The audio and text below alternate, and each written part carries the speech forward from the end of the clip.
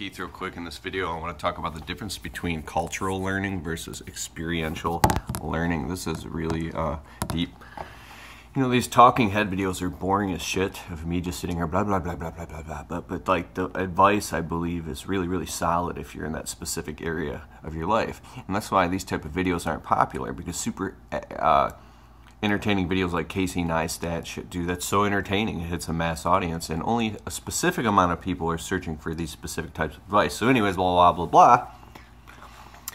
Cultural learning is when you're learning about something all the time. You're studying it, you're watching on YouTube, you're talking about it, you're learning about it in school or in college. And although it's valuable, it's nowhere near as valuable as experiential learning, which is actually doing the thing. Doing it, being in the arena and actually going through the motions and experiencing it. Going out there, getting your feet wet and failing and succeeding and all that. Huge, totally different ball game. There comes a point when you really find out what your purpose is. You're done watching videos or studying or reading books or whatever it is, and now you're doing, you're creating.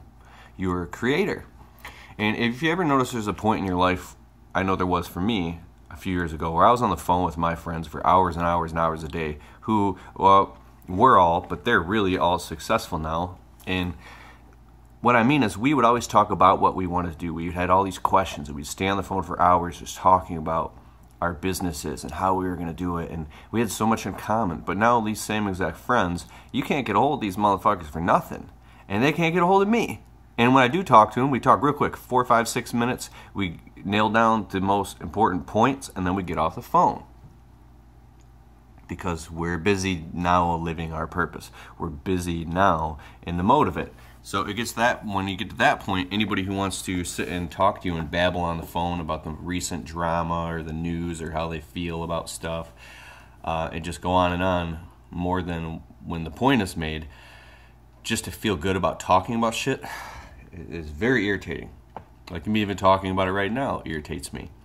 So if you're going through this process in your life and you're feeling very anxious and aggravated and just really pissed off, and you're like you're thinking about something you want to do, there will come a point, if you're not there yet, where you get so sick and tired of not just doing it. And it's the thing called, I'm too afraid to do it, so let me learn more about it. There will come a day when you're so sick and tired of being afraid of failing, or being afraid of actually succeeding and ultimately failing, or what people think, or maybe somebody that you love affecting them, or all this weird fucking traps of shit. There will come a day when you finally break through. It gets so heavy, like a sack, that it just splits like a bag of groceries, and your purpose and potential, all the shit that's holding you back, will fall away, and now you're living your purpose, and nobody will fucking stop you. You know what I'm saying? So, Anthony Robbins said, change happens in an instant, but sometimes it takes years to get to that point. I fully agree with that. Years in my life of struggling. Like, basically, imagine that you're in a job that you hate, and you're complaining about it for years, and you're stuck there, and you're fucking torturing anxiety, you want to kill yourself, and then one day, you take the machine or the fucking piece of equipment, or you're in the company truck. One day, you just like, well, you just say, you know what?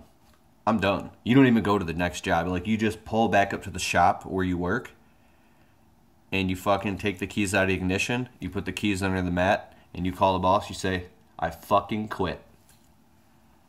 What? What do you...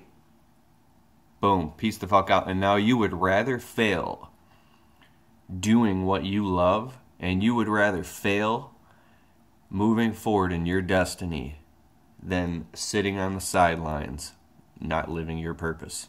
That's what I'm talking about right there.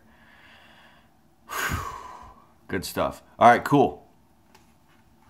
I'll get back to my purpose. Later.